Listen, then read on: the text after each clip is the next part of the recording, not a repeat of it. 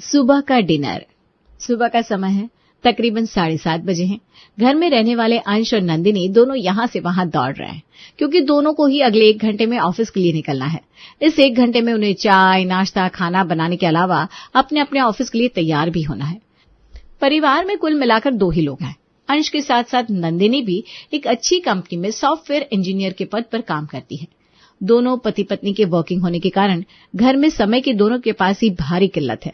घर के बाकी के काम जैसे कि झाड़ू, पोछा, बर्तन, झाड़ पोछ वगैरह तो नौकरानी की मदद से किसी तरह मैनेज हो रहे थे, लेकिन खाना बनाना अभी भी एक बहुत बड़ा प्रश्न था। शाम के 8:30 बज रहे थे और अंश थका थका सा ऑफिस से घर लौटा। घर के दरवाजे पर पहुंचकर अंश देखता है कि दरवाजे पर अभी भी ताला लटका हुआ है। लगता है नंदिनी आज फिर ऑफिस में फंस गई है। आजकल तो ये ओवर टाइम का कीड़ा ना लोगों के पर्सनल स्पेस को एकदम खत्म करने पर तुला है। ऑफिस 6 बजे खत्म हो जाता है, लेकिन बॉस 8 बजे भी एम्प्लॉइज को छोड़ने को तैयार नहीं है। बड़बड़ाते हुए अंश दरवाजे का लॉक खोलता है और जाकर सोफे पर पसर जाता है। बड़ी थकान हो रही है यार। सोचा था आज तो नंदिनी समय से घर आ गई होगी तो घर पहुंचने पर 1 कप गरम गरम चाय मिल जाएगी, लेकिन अपनी किस्मत में तो चाय कॉफी लिखी नहीं है। अंश फ्रिज में से एक पानी की बोतल निकालता है और 1 गिलास पानी पीने के बाद सोफे पर निहाल होकर लेट जाता है। लगभग 20 मिनट के बाद नंदिनी भी ऑफिस से घर लौट आती है। अरे अंश, आ गए तुम? चलो अच्छा, कम से कम चाय कॉफी तो बनाकर रखी होगी तुमने। सच में आज ना बहुत थकान हो गई ऑफिस में। अच्छा, तुम तो ऐसे कह रही हो जैसे सिर्फ तुम ही ऑफिस में काम करने जाती हो और मुझे वहां पर खाली बैठने के पैसे मिलते हैं। आपकी जानकारी के लिए बता दूं मैडम, मुझे भी ऑफिस में बहुत काम रहता है और मैं भी थका मांदा ही घर लौटा हूं। तुम्हें अजीब नहीं लगता अपने पति से चाय बनाने के लिए कहती हो? अरे इसमें अजीब लगने जैसी क्या बात है? तुम मुझसे पहले घर आ गए तो अब तक तो तुम्हें डिनर बनाने की तैयारी भी शुरू कर देनी चाहिए थी, लेकिन नहीं, तुम तो मेरे लौटने का इंतजार कर रहे हो। ठीक कहा ना मैंने? देखो नंदिनी, ना तो मेरे अंदर खाना बनाने की हिम्मत है और ना ही तुमसे झगड़ा करने की। मैं अभी 20 मिनट पहले ही घर आकर बैठा हूं, मुझसे नहीं हो पाएगा। तुमसे हो रहा है तो ठीक है, वरना बाहर का खाना ऑर्डर कर लेते हैं। मुझे फिजूल की बहस में नहीं पड़ना। अच्छा आइडिया है, तुम ऐसा करो, बाहर से ही खाना ऑर्डर कर लो, क्योंकि खाना बनाने की हिम्मत तो मेरे अंदर भी नहीं बची है। ऑलरेडी 9 बज रहे हैं। जब तक मैं चाय पीकर कपड़े वगैरह चेंज करूंगी 9:30 से भी ऊपर टाइम हो जाएगा। कब मैं सब्जियां काटूंगी, कब खाना बनाऊंगी और कब हम लोग खाएंगे। और सही बताऊं तो इतनी भूख भी नहीं लग रही है। इस समय गुस्से में मुंह से क्या क्या निकल रहा है उसका भी होश नहीं है। मैं समझ रहा हूं यार, ऑफिस में काम का कितना प्रेशर है, ये मुझसे बेहतर और कौन समझ सकता है। चलो ठीक है, तुम आराम से बैठो और पानी पियो, तब तक मैं तुम्हारे लिए कॉफी बनाता हूं। और तुम डिनर ऑर्डर कर देना, फिर दोनों साथ में बैठकर डिनर करेंगे। अब तो खुश हो ना? पति की बात सुनकर नंदिनी की थकान और गुस्सा छू हो जाता है। थैंक यू अंश, मुझे इतना समझने के लिए, और सॉरी मैंने तुमसे इतना रूडली बात की। रूडली तो मैंने भी बात की ना। खैर छोड़ो, डिनर करने के बाद मुझे थोड़ा सा लैपटॉप पर काम है। तुम चाहो तो सुबह के लिए कपड़े वगैरह तैयार कर लो।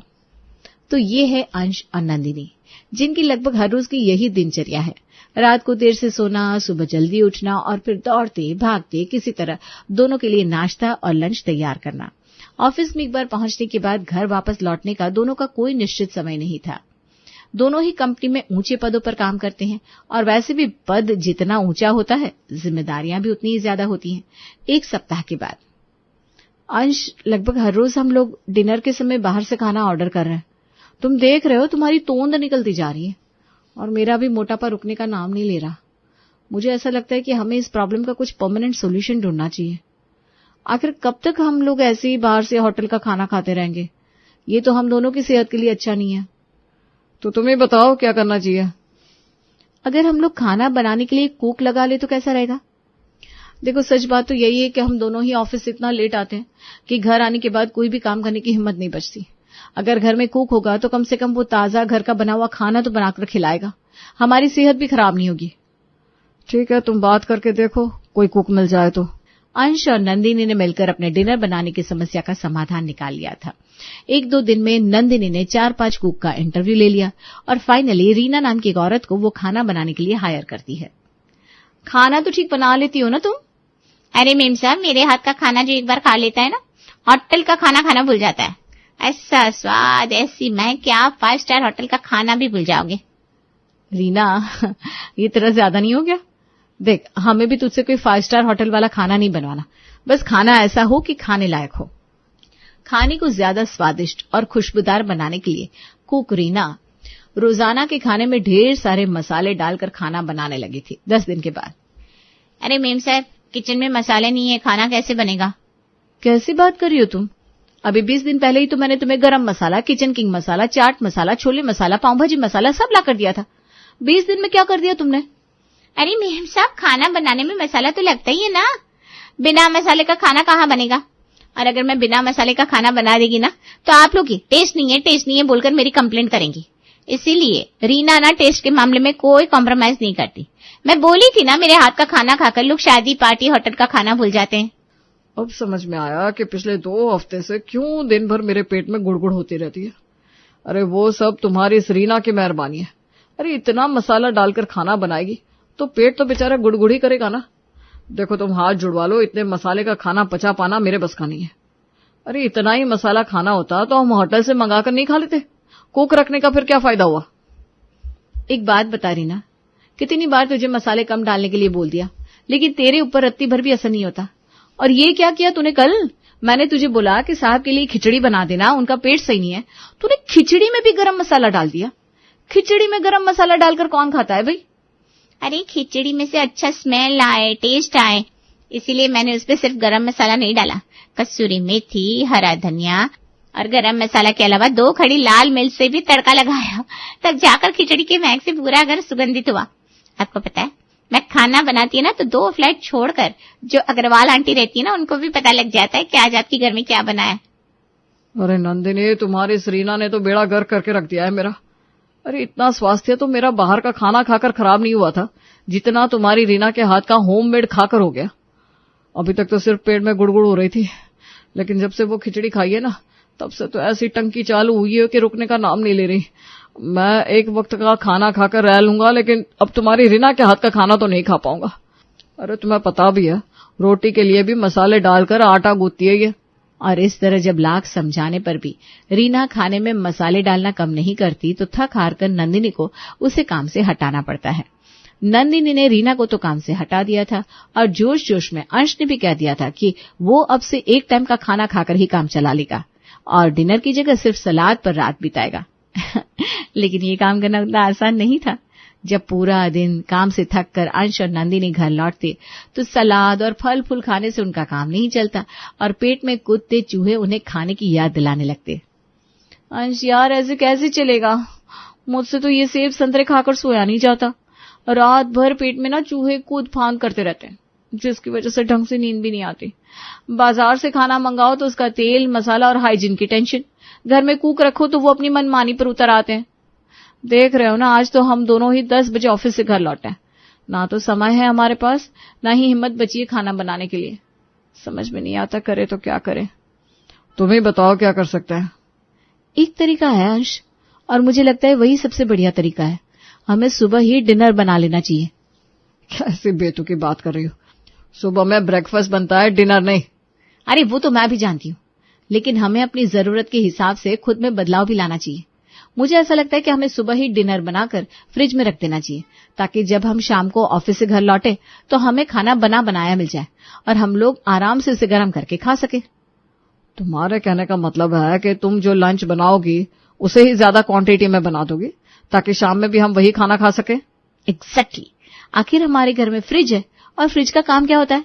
सुबह जब हम दोनों मिलकर अपने लिए लंच बनाते हैं ना, बस उसी समय थोड़ी सी सब्जी, राइस वगैरह एक्स्ट्रा बना लिया करेंगे और उसे फ्रिज में रखकर चले जाया करेंगे। फिर रात में हम चाहे 9 बजे आए 10 बजे, कम से कम हमें खाने की टेंशन तो नहीं लेनी पड़ेगी। चुपचाप माइक्रोवेव में खाना गर्म करेंगे और सुकून से अपना डिनर करेंगे। क्या कहते हो, कैसा लगा मेरा आइडिया? वैसे तुम्हारा आइडिया बुरा भी नहीं है। रोज रोज बाजार का खाना खाने से या रीना के हाथ का वो जहरीला खाना खाने से तो अच्छा ही है कि हम सुबह में ही डिनर बना लिया करें। तो फिर ठीक है, कल से ही लग जाते हैं काम पर। हम दोनों साथ मिलकर सुबह ही डिनर बना दिया करेंगे। नंदिनी और अंश ने किसी तरह अपनी प्रॉब्लम का सोल्यूशन निकाला था कि उसी दिन अंश की सगी मौसी का फोन आता है। बेटा घर पहुंच गए? नहीं मौसी जी, मैं 8:30 तक घर पहुंचूंगा। आप बताइए, कुछ काम था क्या? नहीं बेटा, काम नहीं था। 9 बजे तक मैं भी तुम्हारे यहाँ पहुंच रही हूँ। अगर स्टेशन लेने आ जाते तो अच्छा होता, वरना रात के अंधेरे में तुम्हारा घर ढूंढने में मुझे तकलीफ होगी। मौसी की बात सुनकर फोन काटकर अंश अपनी पत्नी नंदिनी को फोन मिलाता है। अरे नंदिनी यार, मौसी आ रही है, रात तक घर पहुंच जाएगी। वैसे मुझे इस बात से कोई प्रॉब्लम नहीं है कि तुम्हारी मौसी आ रही है, बस प्रॉब्लम इस बात से कि हमारे पास टाइम थोड़ा कम रहता है। उन्हें इस बात से कोई ऐतराज तो नहीं होगा ना कि हम लोग अपने अपने काम में बिजी रहते हैं और वो घर में अकेली बोर होती रहेंगी। अब देखा जाए तो क्या कर सकते हैं, घर पर आए मेहमानों के लिए नौकरी तो नहीं छोड़ सकते। अंश रात के 9 बजे तक मौसी जी को लेकर घर पहुंच गया था। मौसी को चाय पिलाने के थोड़ी देर बाद ही नंदिनी भी ऑफिस से घर लौट आती है। अरे बहू, इतनी रात हो रही है, अंश कब का ऑफिस से लौट आया और तू अब आ रही है?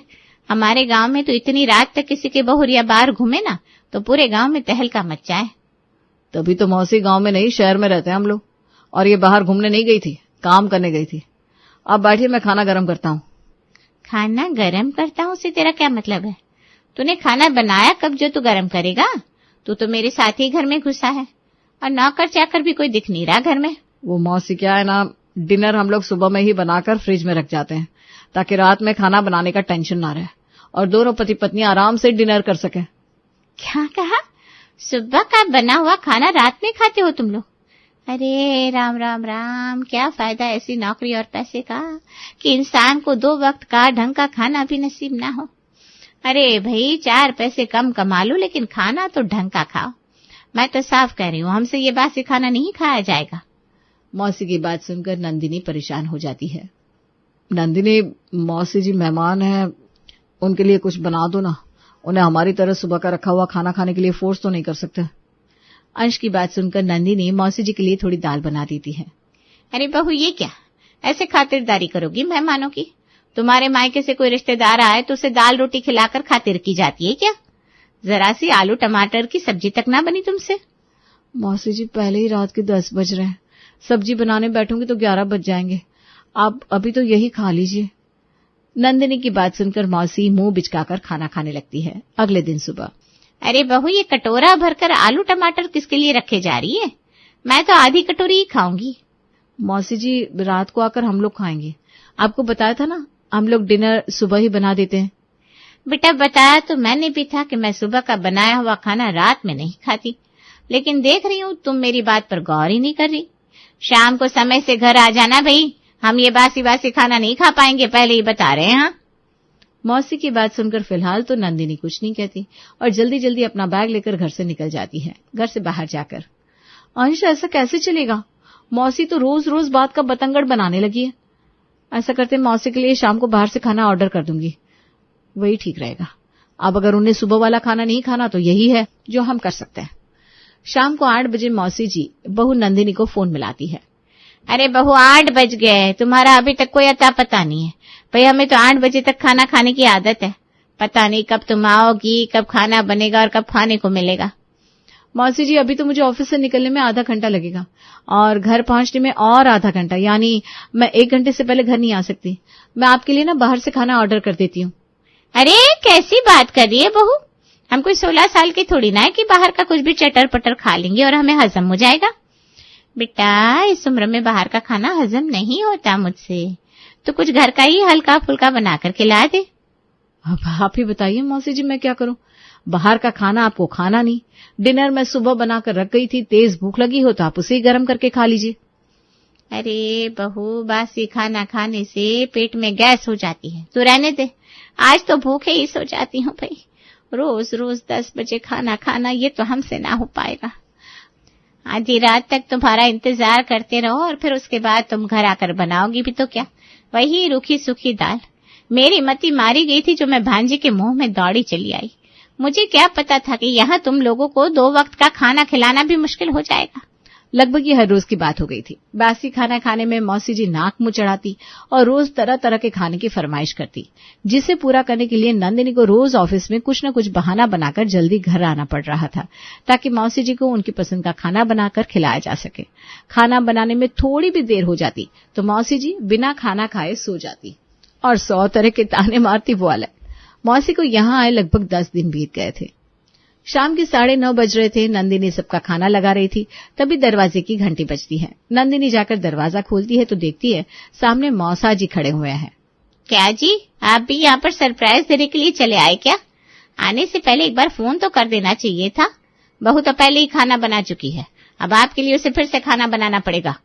अरे नहीं बहू, इतनी तकलीफ करने की कोई जरूरत नहीं है। सुबह की कोई सब्जी रखी हो तो हम तो उसी से 2 रोटी खा लेंगे।